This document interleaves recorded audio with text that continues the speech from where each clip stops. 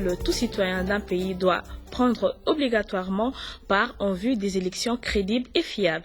Mesdames et messieurs, cogiteurs et cogiteuses, bonsoir et bienvenue à cette nouvelle édition de l'émission Cogito. Le débat de ce soir va porter autour d'un sujet qui fait rage dans la ville et provinces de Kinshasa et pourquoi pas dans toute la RDC. Il s'agit de l'enrôlement. L'enrôlement en vue des élections. Quel intérêt pour les jeunes? Comme à chaque fois que je suis sur ce plateau, je ne suis pas seule, je suis en compagnie des cogiteurs et cogiteuses à qui je dis bonsoir. L'enrôlement. Est-il important? L'enrôlement. Est-il important pour tout citoyen congolais de s'enrôler? Je vais commencer avec Joss. Alors, merci beaucoup Clémentine. Je profite de l'occasion pour dire bonsoir à tous mes amis qui sont avec moi sur ce plateau. D'abord, il faudrait aussi savoir que l'enrôlement est très important, parce que tout le monde ne va pas prendre part aux élections, même lorsque on est nationaux. Il y a des critères qui sont déterminés pour prendre part aux élections. Notamment, il faut avoir l'âge requis pour participer aux élections. C'est ce qui permet à l'électeur de participer aux élections. Donc, pour participer à ces élections-là, il faut aller s'enrôler pour qu'on ait un fichier où on a repris, où on a répertorié tous ceux qui vont prendre part aux élections pour bien répartir les voix, bien répartir les quotas, tout qui va avec dans l'aspect technique des élections. Donc, c'est toujours important qu'il y ait l'enrôlement avant les élections. Okay, merci. Jerry? Merci. L'enrôlement est très important. Je parlerai particulièrement de l'enrôlement pour les jeunes, je vais me le permettre.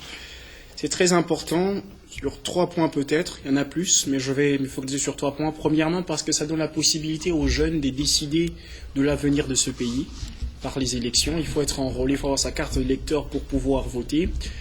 Deuxièmement, ça donne la chance aux jeunes d'être candidats, de participer aux élections non seulement comme électeurs, mais aussi comme élus.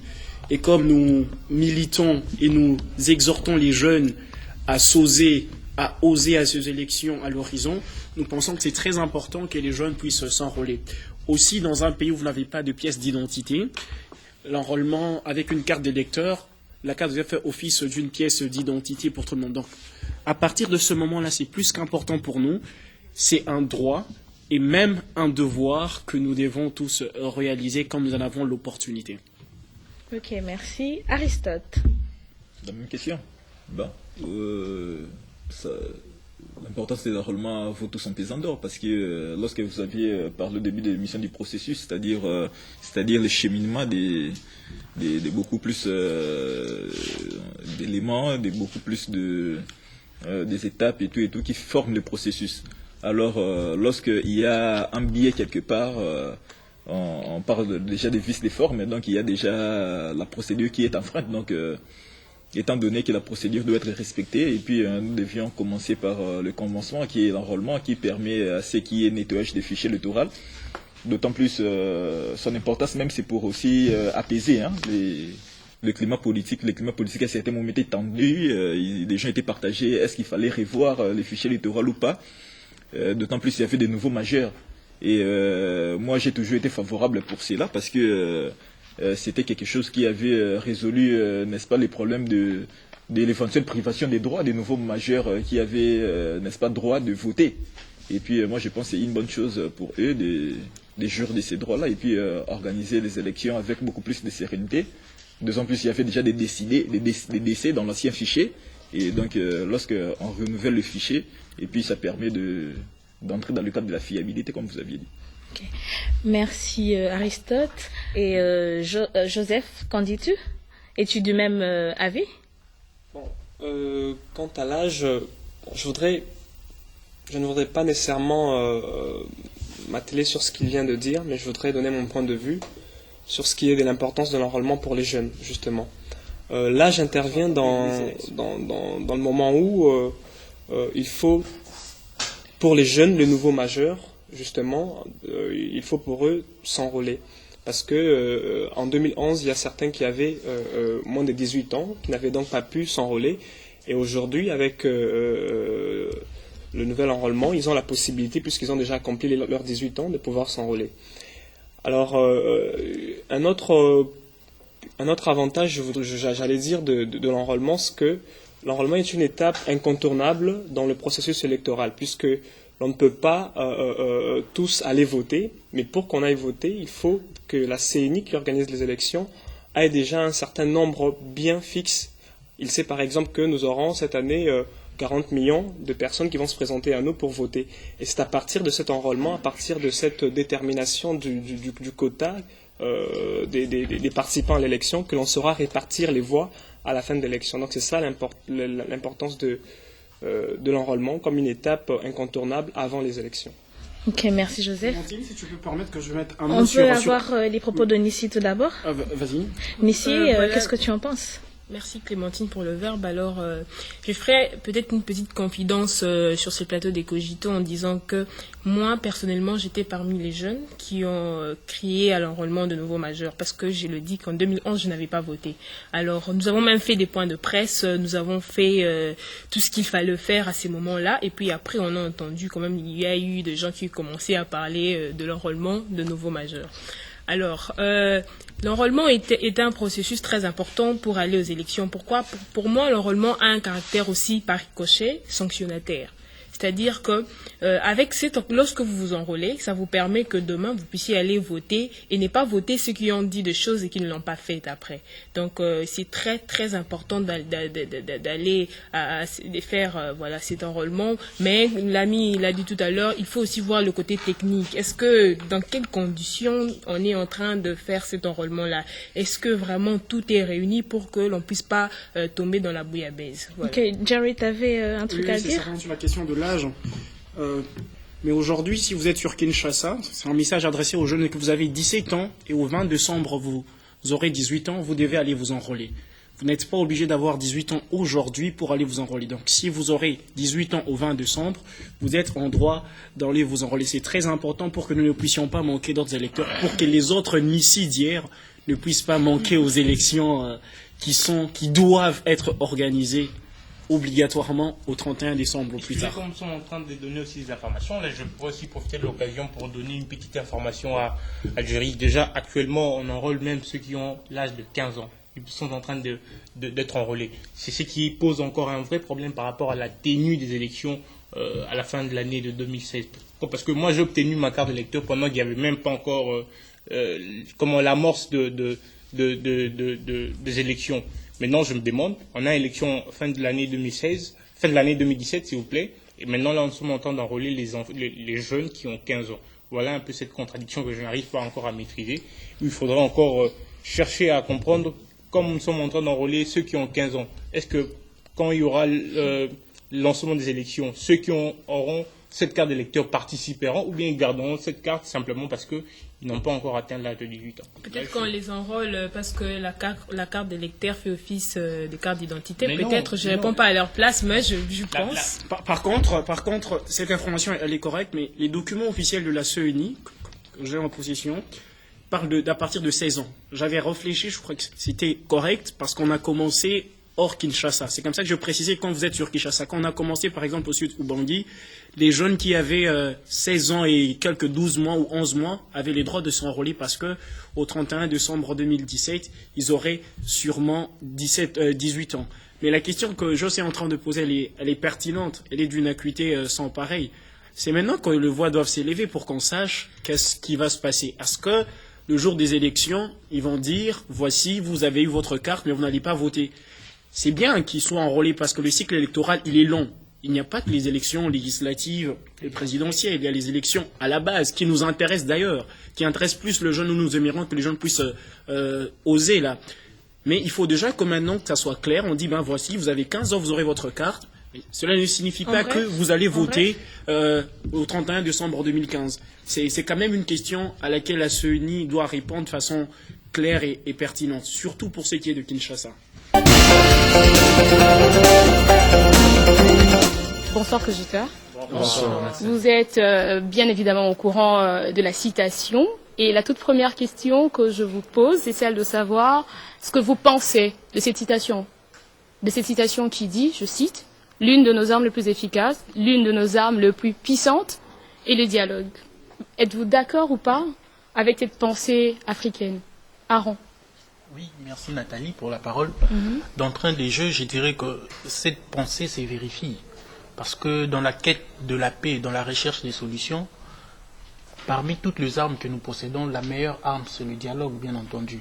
Parce que le dialogue reste la meilleure alternative face à la violence, je dirais. Parce que, vous savez, la violence peut résoudre certaines choses, mais seulement la violence est limitée. Mais le dialogue va au-delà, puisque la violence engendre un spectre de violence. Comme on dit, l'abîme appelle l'abîme.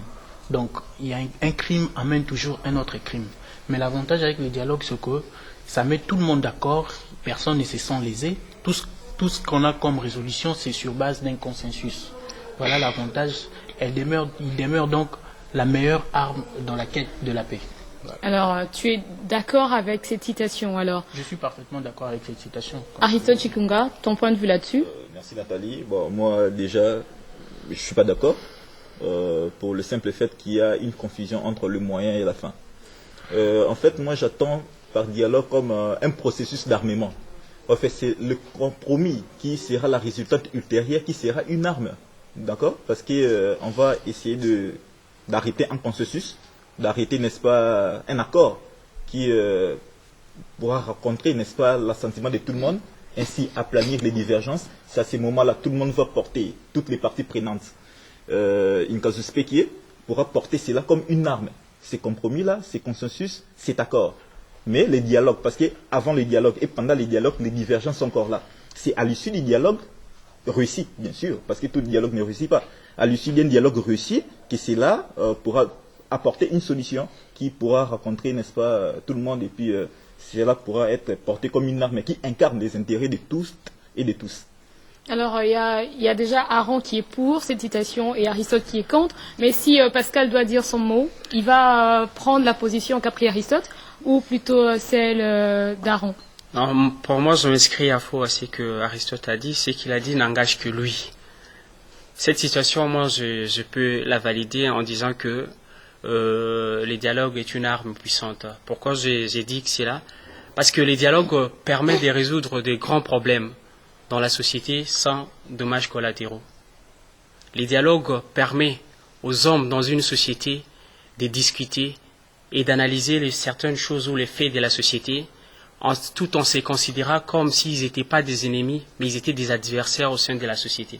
Parce qu'au sein d'une communauté, sincèrement, en ce qui concerne les choses publiques ou à tous les niveaux que ce soit, il n'y a pas des ennemis, il n'y a que des adversaires. C'est pourquoi je dis, et tant que dialogue, je considère ça comme une arme puissante, parce que ça permet de résoudre les problèmes sans qu'il y ait des dommages aux alentours. Alors, Jos, tu as pu suivre l'intervention de 3 cogiteurs qui ont pris la parole avant toi. Si tu dois donner ton point de vue en amenant un élément nouveau, ce serait quoi? Merci beaucoup Nathalie. D'entrée de jeu, j'aurais d'abord à me situer. Je valide d'abord la pensée de l'auteur ou la citation. Mais seulement, je vais mettre quelques précisions pour dire que c'est vrai, le dialogue constitue l'une de nos armes les plus efficaces ou les plus puissantes, comme nous avions dit. Mais il ne faudrait pas que le recours à cette arme-là soit à tout moment et de manière abusive. Pourquoi? Parce qu'on recourt ou on fait appel au dialogue lorsque le problème est, comment dirais-je, extérieur à notre propre action.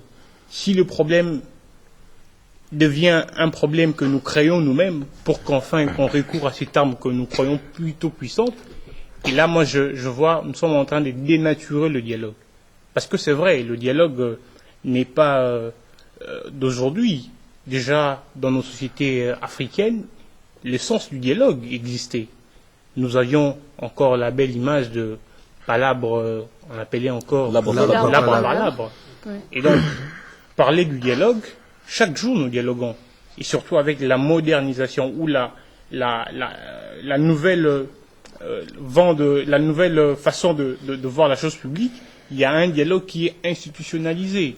Comprenez, madame, nous avions un dialogue permanent au sein des institutions. Lorsque vous avez un parlement, au sein du parlement, il y a ceux qui sont d'accord et ceux qui ne sont pas d'accord. Mais eux tous finissent toujours par nous donner un programme ou une loi avec plus de consensus. Ce qui veut dire que le dialogue existe. Mais il ne faudrait pas qu'on puisse, pour ne pas me répéter, qu'on puisse recourir à toutes les occasions, à cette arme-là, pour peut-être abuser de cela. Alors là, c'était le point de vue de Jos. Vous êtes sûrement au parfum de l'actualité politique de notre pays, cher cogiteur, et vous savez donc que l'on parle du dialogue. Ça et là, il y a des affiches, il y a de banderoles, il y a de pancartes, tout cela pour sensibiliser tous les Congolais quant à la tenue de ces dialogues. Alors, quel est votre avis là-dessus? Comment apercevez-vous tout cela? Géry, si tu dois dire quelque chose. Merci Nathalie pour la parole. Oui. Je vais d'abord faire comme Pascal, disons que Aristote a essayé d'aller vraiment à côté de la plaque en disant que le dialogue n'était pas une arme puissante pour nous. Non, je dis c'est un processus d'armement, monsieur. Il faut être attentif. Ce n'est pas Merci. une arme, mais un processus d'armement.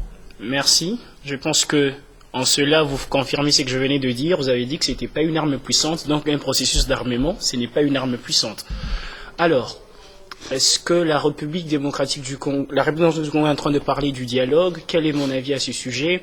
Je suis un peu partagé dans la mesure où je ne sais pas autour de quoi tournera ce dialogue jusqu'à ce jour. Je suis parfaitement d'accord qu'on cogite. En fait, le dialoguer, c'est cogiter, voilà, c'est cogiter, c'est parler entre nous.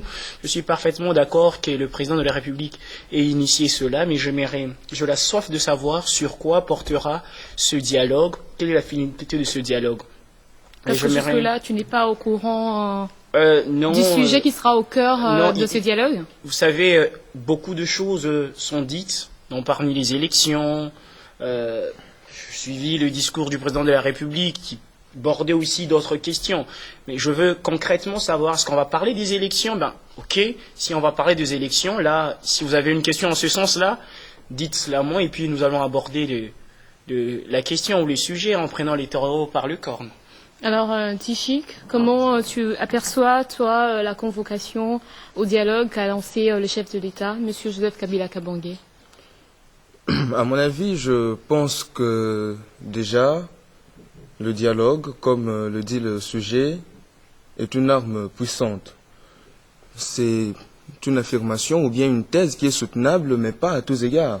Par rapport à notre pays, moi, je rejoins Jerry pour dire que oui, dialogue, c'est bien s'il en faut, mais encore faut-il que l'on sache réellement de quoi on va parler. Est-ce que ce dialogue est vraiment nécessaire par rapport à la situation du pays? Est-ce que même les raisons pour lesquelles ce dialogue est convoqué, est-ce que ces raisons sont déjà suffisantes pour un dialogue?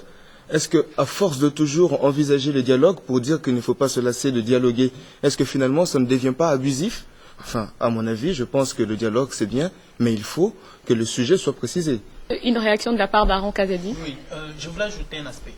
On a présenté le dialogue ici comme étant l'arme la plus puissante. Mais je voulais juste ajouter cet aspect qu'il y a des préalables pour que ce dialogue soit également cette arme la plus puissante. Notamment, les parties prenantes, les gens qui viennent dans ce dialogue doivent être honnêtes. Par honnêteté, j'attends une sorte de probité. Les gens doivent être probes. Les gens doivent être sincères. Sincères, j'entends une sorte de... Les gens doivent être véridiques. Ils doivent dire clairement ce qu'ils pensent. Et les gens doivent être également loyaux. Par loyauté, je vois le respect des engagements, le respect des textes. Géry? Je crois que sur ces plateaux, je suis la seule personne, peut-être à part Tichik et Joss, qui pourront dire la même chose que moi, mais je ne serais pas étonné qu'ils disent le contraire.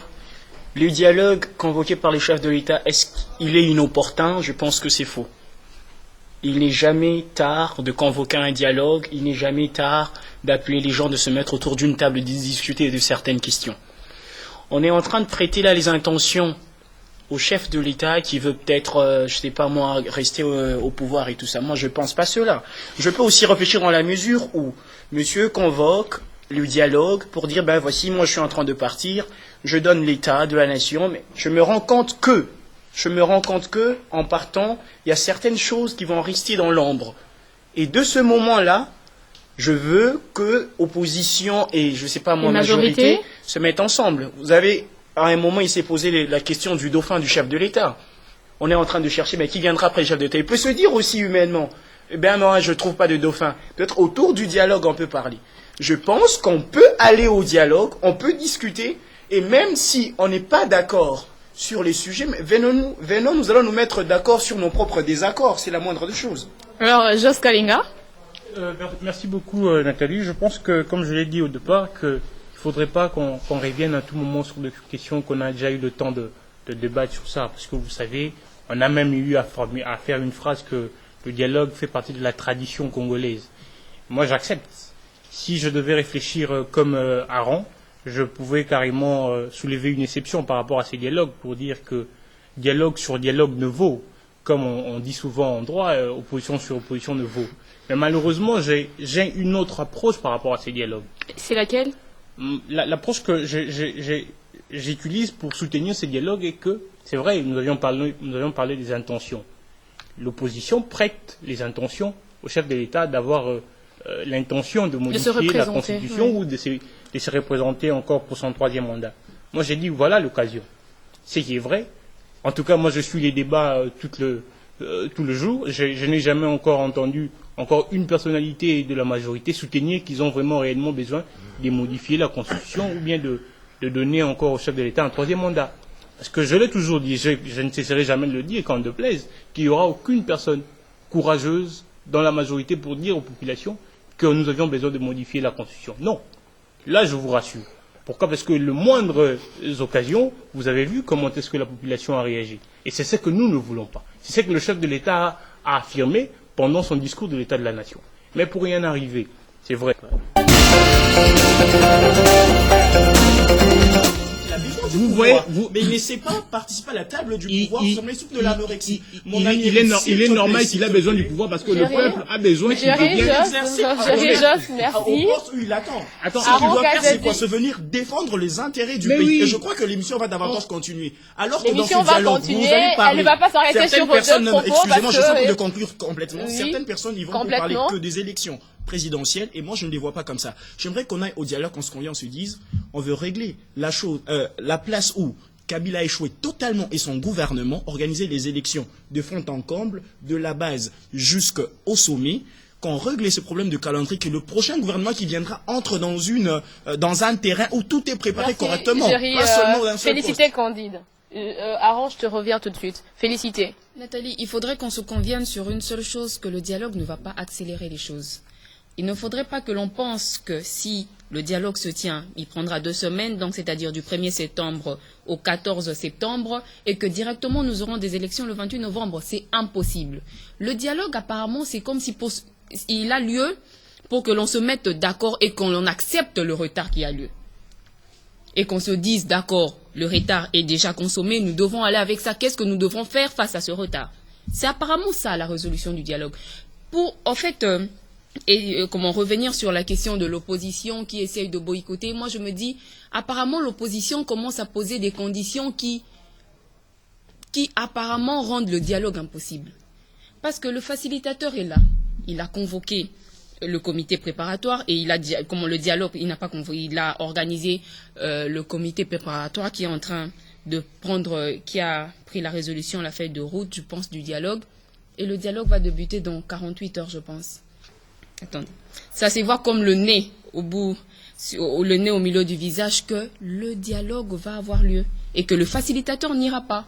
On ne peut pas quand même demander à la majorité, parce qu'au fur et à mesure que l'on pose des conditions, on a l'impression qu'au final, on va commencer à poser une condition. Bon, avant qu'il y ait dialogue, il faudrait que le président Kabila parte. Mais non. Félicité, oui. Aaron. S'il vous plaît. Je crois que pour revenir sur le propos de l'ambassadeur, en quelque sorte, c'est une sorte d'accusation. L'ambassadeur est déjà ici en train d'accuser le gouvernement de vouloir tergiverser, de vouloir retarder les choses. Et donc, la stratégie de boycotter le dialogue, ça ne serait pas l'initiative de l'opposition, si je dois dire ainsi. Donc, c'est-à-dire que c'est le gouvernement lui-même qui a créé des conditions pour empêcher aux autres de venir. Le gouvernement a créé des conditions pour amener les autres à refuser. Parce que quand vous essayez de parcourir les différents préalables posés par l'opposition, je ne vois pas quelque chose de difficile là-bas. On vous demande... Écoutez, s'il vous plaît, on vous demande de libérer les prisonniers politiques. On vous demande la réouverture des médias qu'on a fermés, les médias proches de l'opposition. Mais le chef de l'État peut amnistier n'importe qui, ça demande quelle procédure? Donc on constate qu'il y a manque de volonté. C'est là où je me dis que, en tout cas, ces pays, nous avons reculé. Nous étions déjà très loin avec l'organisation des élections. Nous sommes encore rentrés à la case du départ où on obtient le pouvoir par le partage. Et c'est là où même ça va aboutir, ces dialogues. C'est ce que je crains. Je me dis que ça va aboutir à un partage de pouvoir. Alors que nous n'étions plus dans ces stades. Nous n'étions plus dans ces stades. Mais nous quand étions tu déjà parles de partage de pouvoir, ça veut dire que la responsabilité revient aux deux camps. Parce qu'il y en a ceux qui veulent à tout prix garder ces pouvoirs et d'autres qui veulent à tout prix l'avoir. La responsabilité, si la responsabilité revient aux deux camps, pour les camps de l'opposition, la responsabilité revient à ceux qui ont accepté alors de participer à ces dialogues. Non. Parce que ceux qui ne veulent pas y aller, ils tiennent au respect strict de la Constitution. Merci. Alors, Simon Niakou. Simon Niakou, Jerry Kaka là, s'il te plaît. Jerry Kaka là, s'il te plaît. Simon Niakou. Aujourd'hui, il est dans le comité préparatoire. Merci, quelles sont les conditions ou quelles sont les garanties qu'on lui a offertes? Merci, Josh Kalinga. Simon Niakou. Merci, Jerry. Simon Niakou. J'ai quand même à dire, je veux glisser mon mot par rapport au débat, mais je voudrais quand même faire rectifier quelque chose. Le président de la République ne peut pas amnistier. Il peut par contre offrir des mesures de grâce. Il appartient au Parlement d'amnistier parce que l'amnistie est une loi. Alors, pour entrer dans le vif du sujet, je dois dire que j'ai quand même un certain regret au vu des arguments des uns et des autres. J'ai toujours pensé que Cogito était un cadre où les jeunes viennent penser de manière très alternative et n'entrent pas dans les mêmes grabouilles que les hommes politiques de tous les jours. Mais entendre les différentes oppositions que vous avez, j'ai l'impression de suivre un débat entre opposition et majorité. J'ai l'impression de suivre un débat entre UDPS et PPRD. Et je pense que ce n'est pas ça, Cogito. Je pense que, moi, à mon avis, nous devions analyser les arguments des uns et des autres et non pas forcément vouloir prendre position. Parce que quand vous vous acharnez à vouloir prendre position, eh bien, vous fermez vos yeux face également à l'équité, face à l'égalité des choses telles qu'elles doivent être. Quand on dit que boycotter le dialogue, ce serait donner des prétextes au gouvernement de retarder les choses, je me pose la question, est-ce que le dialogue est un préalable à l'organisation des élections? Pas du tout, en vertu d'aucun principe, ni de la Constitution, ni d'un quelconque accord. Il n'est écrit nulle part que pour qu'il y ait des élections, il doit d'abord avoir un dialogue. C'est comme ça que je suis un tout petit peu offusqué lorsque j'entends Jerry dire que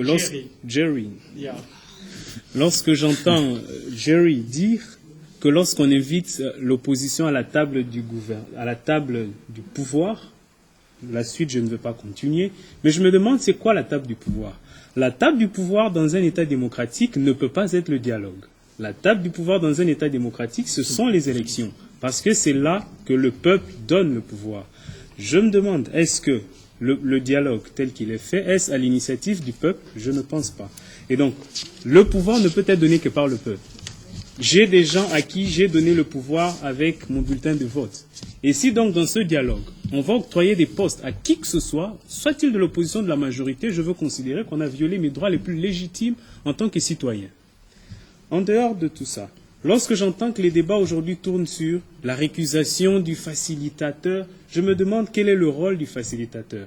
Il n'est ni juge ni arbitre. Le facilitateur est là pour vous permettre, entre vous, de vous parler. Il n'appartiendra pas au facilitateur de prendre des décisions. Le facilitateur ne vient qu'accorder des bons offices. Vous êtes dans les deux antipodes, eh bien moi je veux calmer les jeux. Alors, on peut même prendre le frère du président de la République, faire la facilitation, ça va marcher. Ce n'est pas ça le problème. Le problème, c'est entre les deux parties. On peut prendre, je ne sais pas moi, une épouse d'un grand opposant. Bref, ce n'est pas la personne du facilitateur qui compte. Et donc, j'estime qu'aujourd'hui... Si tu peux rapidement chuter, c'est oui, bon. Si je dois chuter, je dois dire, pour revenir à ce que je disais, que ce dialogue, je trouve qu'il est inopportun, parce que la raison pour laquelle elle a été organisée, on dit parce que nous ne sommes pas en mesure d'organiser les élections à temps. Alors, les boycotts de l'opposition ne seraient donc pas une stratégie contre-productive? Déjà que contre-productive face à quelle solution? Face à quelle solution? Quel est l'objectif même du dialogue? Si on n'est pas en mesure d'organiser les élections à temps, qu'est-ce que le dialogue va faire pour pallier à cela? Merci Simon. Je finis par cette question. Oui. Je finis par cette question. Est-ce que le dialogue a pouvoir pour déroger aux dispositions constitutionnelles? Eh bien, non. Merci Simon. Jeannot. Bon, moi, je crois que quand l'ambassadeur dit ça, il s'inscrit dans une logique où tout dépend de la majorité au pouvoir, tout dépend du gouvernement. Ce qui n'est pas vrai.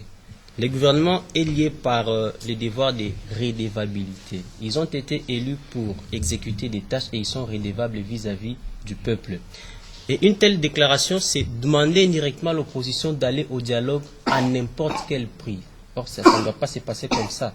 Moi, j'ai quelques petites notions sur les dialogues. D'abord, est-ce qu'il y a la volonté de dialoguer?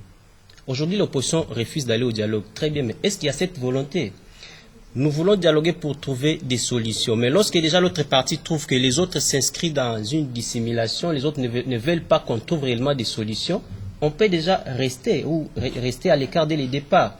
Et les préalables de l'opposition qu'il pose, est-ce que cela ne doit pas être pris en compte? Et puis les dialogues, qu'on se le dise, ce n'est pas la seule voie pour trouver des solutions aux problèmes.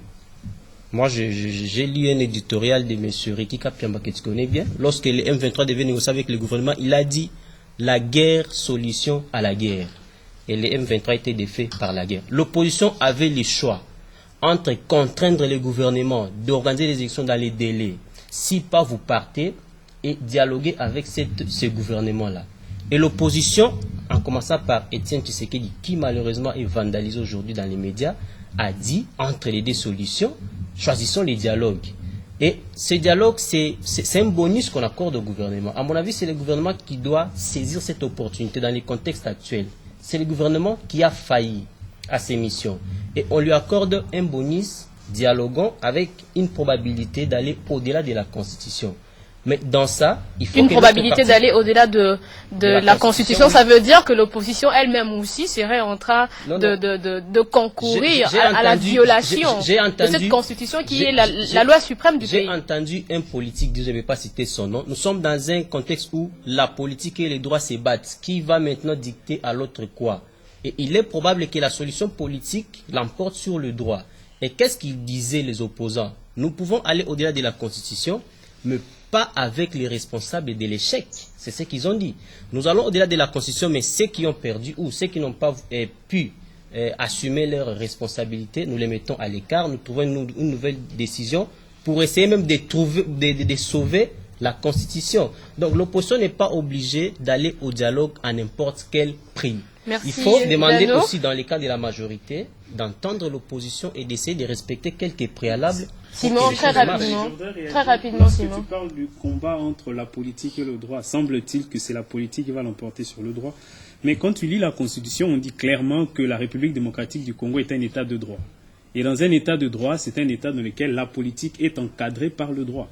Et donc, si cette politique doit l'emporter sur le droit, eh bien, je suis désolé. Encore que cette décision de mentionner cette disposition-là, que la République démocratique du Congo est un État de droit, vient d'une décision politique.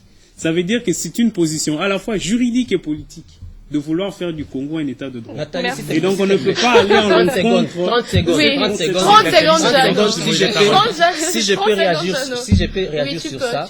D'abord, la Constitution elle-même, qui incarne le droit, c'est une émanation d'une décision politique, Sun City et autre chose. Maintenant, nous sommes dans l'impossibilité d'appliquer ces droits. Il faut une nouvelle décision politique pour maintenir l'équilibre social. C'est comme ça que je dis, pourquoi nous allons au dialogue? Mais les droits est là. Les droits, c'est la précision, l'exactitude, tout est prévu à l'avance. Merci, Jeannot. On aurait dû rester dans les 30 secondes sont épuisées. Mais puisque nous allons au dialogue, c'est pour aller chercher une décision politique qui va dicter les droits. C'est tout ça. Merci, Jeannot. L'opposition refuse de dialoguer. Mais une autre question qu'on devrait se poser, qu'est-ce qu'elle est en train de craindre, cette opposition? Un piège? Que craint-elle? Pourquoi ne veut-elle pas aller à ce dialogue? Géry? Alors, je vais tenter de répondre à la place de l'opposition, même si je ne sais pas maintenant... Parce que tu es de la majorité. Ah ben voilà, merci d'ailleurs de me le rappeler. Parce que tu dis que tu vas répondre à la place de l'opposition. Est-ce que tu es de la majorité ou tu es tout simplement un jeune cogiteur? Voilà, attendez, je vais répondre. Ne tombez pas dans les pièges de Simon. En fait, vous aurez compris que ce soir, Simon est venu avec une stratégie. Il n'est pas répondre à vos questions. Il n'a pas répondu à la première question ni à la deuxième question. Il se réserve, comme l'a fait à un moment Jeannot. Le problème, Simon, si la majorité dit que le soleil est jaune, je ne dirai pas qu'il est noir. Si l'opposition dit que la nuit tout est noir, je ne dirai pas que la nuit tout est clair. Parce que ça va rimer à la vérité. Et donc, si mes opinions se frotte aux opinions de la majorité dans une convergence de vérité, je l'admets et je l'assume. Ça ne veut pas dire que je suis de la majorité. Et si mes opinions se frottent et sont en connivence avec l'opposition pour une certaine vérité, je l'assume. Ça ne veut pas dire que je suis de l'opposition. Donc, ayez une position pour qu'on sache où vous situez. Alors, qu'est-ce qu'elle est en train de craindre? Je ne sais pas. Peut-être que Kabila prolonge son mandat. Non, Kabila ne va pas prolonger son mandat, à mon avis. Et voici comment je pense le dialogue. Kabila ne va pas prolonger son mandat. Kabila a un tout autre combat aujourd'hui. C'est de conserver le pouvoir. Et pour conserver le pouvoir, il n'a pas besoin de rester là. Il a besoin de sa famille politique, de ses frères et sœurs en politique pour réfléchir comment conserver ce pouvoir-là.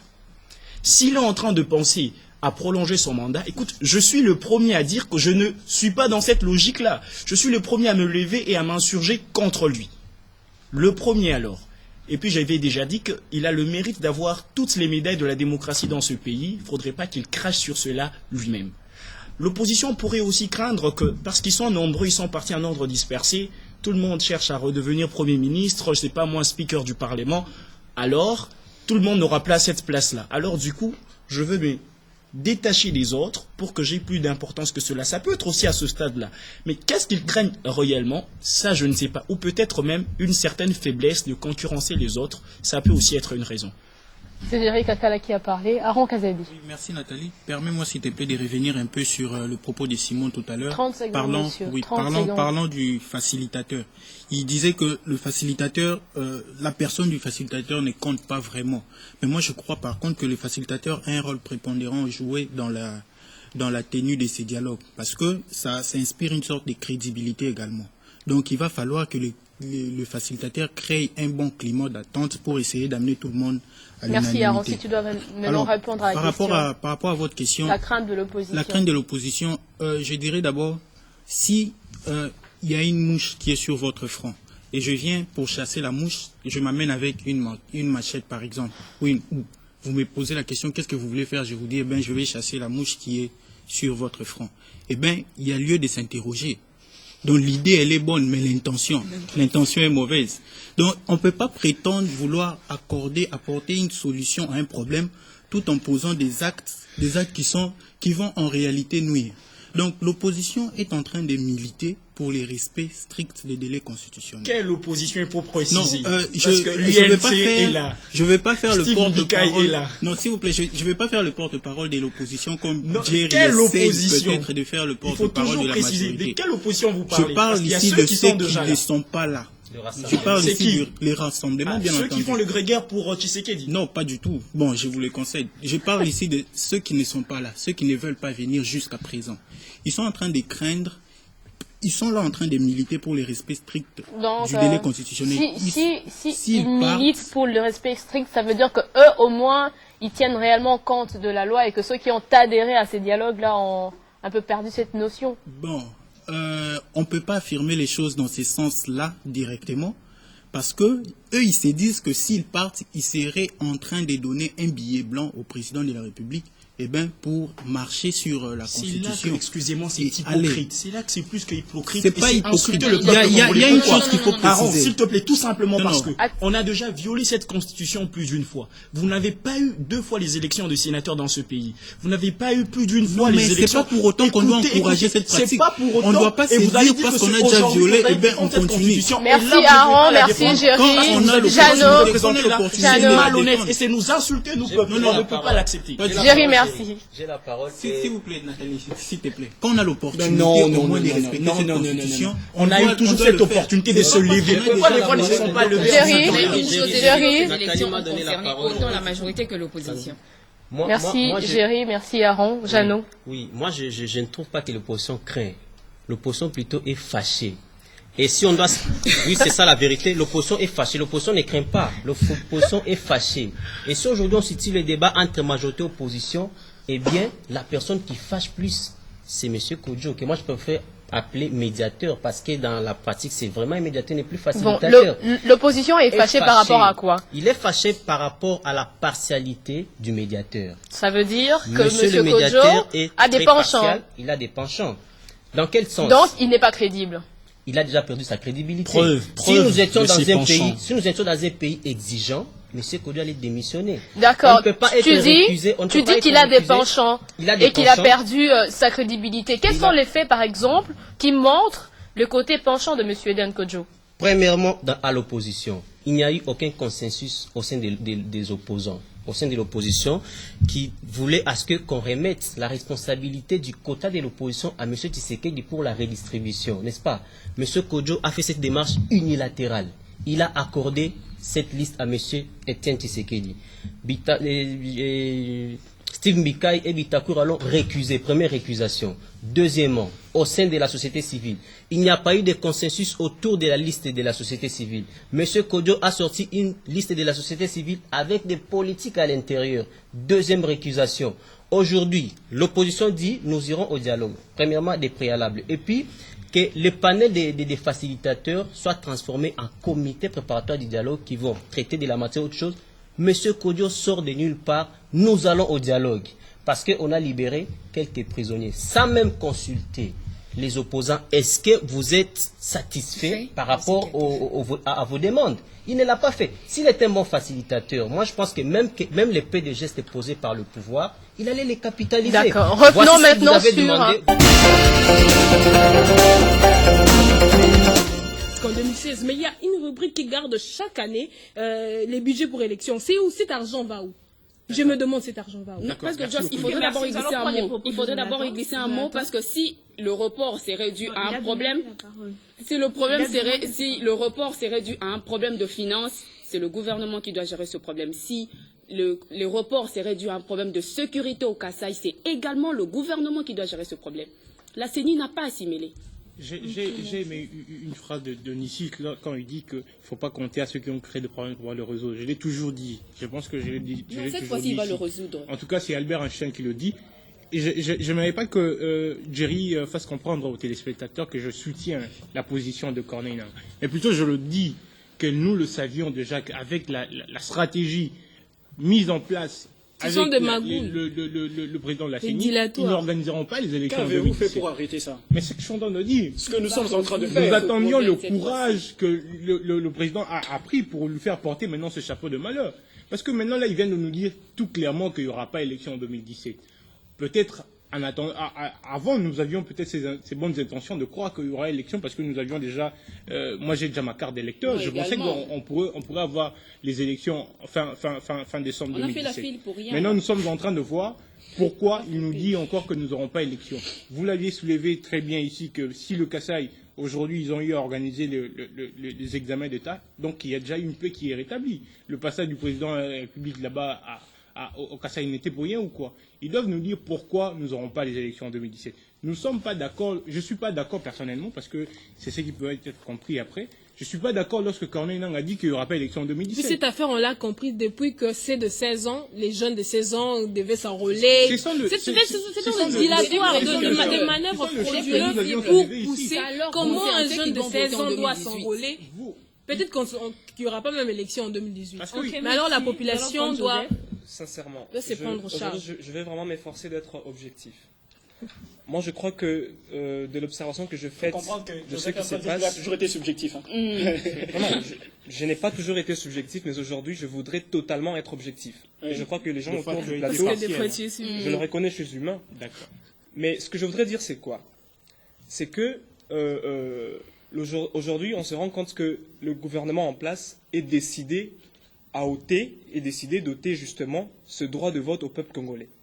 Ils sont décidés parce que ils nous ont parlé de fin 2017 et aujourd'hui ils disent que justement on part. C'est le gouvernement ou la CENI? C'est vrai qu'ils ont toujours dit que ce n'est pas au gouvernement d'organiser les élections et que c'est à la CENI d'organiser les élections. Mais qui est-ce qui alloue les fonds? On pose la question. Qui est-ce qui doit assurer la sécurité? C'est le gouvernement. Mais aujourd'hui on se rend compte que ils sont en train de faillir justement à leur rôle. Donc ils sont décidés à ce qu'on n'ait pas d'élection dans ce pays. Mais n'oublions pas une chose, lorsqu'on va en droit constitutionnel, on se rend compte que, parce que lorsqu'on parle d'un avenir en danger dans notre pays, il faut reconnaître qu'il s'agit bien sûr de la violation de la Constitution qui prévoyait les élections au mois de novembre 2016, si je ne m'abuse. Ouais. Alors, c'est parce qu'il y a eu violation de la Constitution qu'on se retrouve aujourd'hui là où nous sommes. Mais lorsqu'on va en droit constitutionnel, justement, il y a 3 types de sanctions contre une violation de la Constitution. Il y a premièrement les sanctions juridiques organisées, il y a les sanctions juridiques non organisées et il y a les sanctions politiques non organisées. Alors, c'est vrai que pour les deux premiers types de fonctions, il s'agit de la Cour constitutionnelle qui est responsabilisée, parce qu'il faut le contrôle de constitutionnalité, il faut aussi, comment je puis dire, d'autres actions aussi par la Cour constitutionnelle. Mais il y a le troisième type de sanctions qui sont des sanctions politiques non organisées. Alors, même si aujourd'hui le gouvernement place se décider de ne pas donner au peuple congolais l'alternative, disons, la possibilité de voter, il y a d'autres voies. Elles ne sont pas démocratiques, c'est vrai, mais elles ont existé dans l'histoire. Alors, moi, ce que je voudrais dire, c'est quoi? C'est que je ne voudrais pas encourager ici, par exemple, une révolution, parce que je sais où est-ce qu'elle va nous ramener. Je ne voudrais pas encourager une rébellion, mais qu'on se le dise, c'est ce qui risque d'arriver dans les prochaines années. Parce que s'il n'y a pas élection, il y aura une fièvre au sein de la population, il y aura une fièvre au sein du peuple congolais qui va justement engendrer des révolutions et même des rébellions. C'est que je crains aujourd'hui. Parce qu'il faut il n'y a pas que les élections. Monte aujourd'hui. Il n'y a pas que les élections. Donc si le gouvernement veut sortir par la grande porte, qu'il s'efforce de nous organiser les élections, et Jerry l'a si bien dit, 2017, c'est le Rubicon à ne pas franchir. Je pense que c'était aussi la déclaration de l'actuel Premier ministre quand il nous a dit qu'il nous organisera les plus belles élections. C'est d'ailleurs la mission de ce gouvernement. Maintenant, il doit nous dire pourquoi. C'est la mission de ce gouvernement. nous dit qu'il n'y aura pas d'élection en 2017 et lui, il pense nous organiser les élections. Nous ne sommes plus dupes, nous ne sommes plus dupes en tout cas. Normalement, d'ici 24 heures ou c'est 48 heures, le Premier ministre doit passer à intervenir parce que comment il a pu laisser Corneille Nangaa nous dire ça? Je vais mettre un mot sur ça. Je vais m'adresser à une classe politique qui s'appelle opposition, qui du reste est décevante. Vous avez longtemps déçu, chers membres de l'opposition. Voici une chance pour ne pas nous décevoir. N'allez pas négocier. N'acceptez pas un quelconque poste. Restez ferme dans vos convictions. Si vous êtes battus, vous les vrais, qui ne réclamez pas que le partage de postes au niveau du cabinet ministériel a été inéquitable, vous les vrais, s'il vous plaît, restez constants dans votre bataille à côté du peuple pour que nous ayons ces élections. Si la majorité présidentielle va conserver le pouvoir par la voie des urnes, c'est une bonne chose. Peux-tu être plus bref, si s'il te plaît? L'opposition va gagner cette fois-ci le pouvoir pour nous diriger pendant 5 autres années, ce serait une très bonne chose. En tout cas, tout ce que nous voulons, et très rarement sur ce plateau de Cogito à l'unanimité, c'est l'alternance avant 2018. Merci. Ok, Jerry vient de le dire, nous ne voulons que l'alternance d'ici 2018. Nous passons à la question suivante. Faute des élections, quelles solutions proposez-vous pour apaiser les esprits? Nissi. Faute des élections, quelles solutions proposez-vous pour apaiser les esprits? Non, mais je n'ai d'abord pas d'autres propositions. Nous voulons les élections et rien d'autre. Nous ne voulons pas du référendum, nous ne voulons pas, non, nous voulons des élections et rien d'autre. Parce que la population congolaise aussi, aujourd'hui, a besoin de voter. Les nouveaux majeurs ont besoin de voter. Beaucoup de gens ont besoin de voter aujourd'hui. On a sensibilisé les gens. Le chef de l'État lui-même, il a sensibilisé les gens pour Corneille Nangaa lui-même. Nous avons vu des honorables et j'en passe qui ont sensibilisé les gens pour les élections. Je ne peux pas venir me contredire aujourd'hui pour dire que à faute d'élections, je propose ceci. Non, nous voulons les élections et rien d'autre. Parce que, madame, vous l'avez dit tout à l'heure, si aujourd'hui nous sommes dans cette crise, dans ces gouffres, et nous vivons cette descente aux enfers, bien que si le chef de l'État part, il n'y aura pas une potion magique qui va nous donner la solution à tout, mais madame, les esprits seront apaisés. Il y aura un côté moral de Congolais qui sera apaisé. Alors, je ne propose rien d'autre. Moi, je dis élection et rien d'autre. Ok. Jerry? Que dire de mieux? C'était tellement pertinent, tellement beau que je suis tombé en amour de propos de Nissi. Vous avez des propositions d'alternatives. Moi, je n'y ai pas encore pensé. Je n'ai pas envie d'y penser. Je pense que nous sommes conscients de ce qui arrive. Ils sont conscients. Quand je parle de ils, d'abord, M. Corneille Nangaa en tête. S'il te plaît. Donc, nous voulons les élections. C'est tout ce que nous voulons maintenant. Et c'est tout ce qui peut apaiser. Le reste, ce serait davantage surexciter la population congolaise, surexciter le monde et l'Afrique qui déjà commencent à se déclarer favorables à cette alternance par la première déclaration qui est venue de Kofi Annan et compagnie. Peut-être que demain, nous aurons des déclarations institutionnelles. Merci. Jonathan. je rejoins les autres pour dire que c'est vrai que tout le monde se bat aujourd'hui pour qu'il y ait des élections et c'est vraiment ce que nous voulons tous, mais soyons aussi réalistes. Nous connaissons le contexte dans lequel nous vivons. Il est possible qu'il y ait toujours de manœuvres jusqu'à ce qu'il n'y ait pas élection. Alors, mais justement, c'est que maintenant la réalité, là, serait une forme de manœuvre. Parce qu'ils se diront, oui, on ne peut pas organiser l'élection, alors on va faire ceci, on va faire cela. Merci beaucoup, Nissi. Prenons la possibilité où le manœuvre ne bénéficiait pas à ceux-là, à ces tyrans. Tu vois, il peut y avoir, j'aurais déjà entendu parler de ça, une transition qui exclut. Vous partez sur des mauvaises bases. S'il vous plaît, laissons Jonathan terminer. On veut qu'il y ait élection, mais nous sommes conscients qu'il y aura toujours des raisons. Toujours des raisons. C'est une mauvaise foi, c'est une mauvaise Justement, s'il te plaît, tu sais, la foi, c'est ton problème. Tu es peut-être de confession religieuse et il y a d'autres personnes qui ont d'autres religions, c'est possible. La foi, elle est individuelle. Alors, je pense que si nous devons être réalistes, c'est pas que je propose, mais nous devons peut-être envisager une transition sans pour autant qui met en exclusion, bien sûr, ceux qui sont... Non, merci beaucoup. Candide. Voilà, Clémentine, transition, s'il te plaît, c'est simple. Jonathan est en train de nous mener en bateau. Vous savez, hein, on ne jugule pas une infection avec des vitamines. Pour traiter une infection, il faut des antibiotiques. Le mal dont souffre la République démocratique du Congo, le traitement, c'est élection. Point. Merci beaucoup. Jos Kalenga. Je n'aurais pas ouvert une autre brèche. Hein. Je pense que nous devons tous atteler aux élections, mais tout en restant réalistes. Et que dans la fossée à laquelle nous nous trouvons, les amis de la majorité nous ont mis dans une situation où, pas d'élection en 2017, nous n'avons qu'une seule solution. Là, vous la connaissez là, très bien, soit vous activez l'article que vous connaissez, soit vous allez dans une transition en paix pour essayer de comprendre les choses. Si vous voulez l'élection, pendant que vous le savez bien que nous n'aurons pas les élections en 2017, on active l'article. On active l'article. Concrètement, la proposition, elle est claire. Vous avez la Constitution qui vous donne toutes les possibilités de vous défendre. Donc, activez la Constitution. Là, on demande à la jeunesse. Joseph. Moi, par contre, j'ai une autre solution, à part les élections. Ce serait la démission des institutions de la République, de toutes les institutions. Elles devraient démissionner. Elles sont déjà même illégales. C'est la seule chose qui pourrait apaiser les esprits. Elles sont illégitimes, illégales. Ok, merci beaucoup. Je peux rajouter un peu. Oui. Je pense que c'est vrai que la situation s'impose, mais on doit être réaliste. C'est que vous dites là, si votre réalisme, c'est la transition, on ne veut pas. Réalisme anti-complicité. C'est votre réalisme une sorte de complicité. C'est une sorte de complicité par rapport à ce que vous dites. C'est réalité créée. Une complicité. À la fin de l'émission Cogito de ce soir, comme vous le voyez, ce soir le plateau a été très très très bouillonnant. Merci à toute l'équipe technique pour leur soutien. Pour tous qui aimeraient passer à l'émission, nous vous rappelons que nos coordonnées sont juste affichées au bas de l'écran. Une pensée pour conclure l'émission de ce soir. Je vous laisse une réflexion. Elle est de Jean Jaurès qui dit, je cite, « Il ne peut y avoir révolution que là où il y a conscience. » D'ici là, portez-vous bien et au revoir.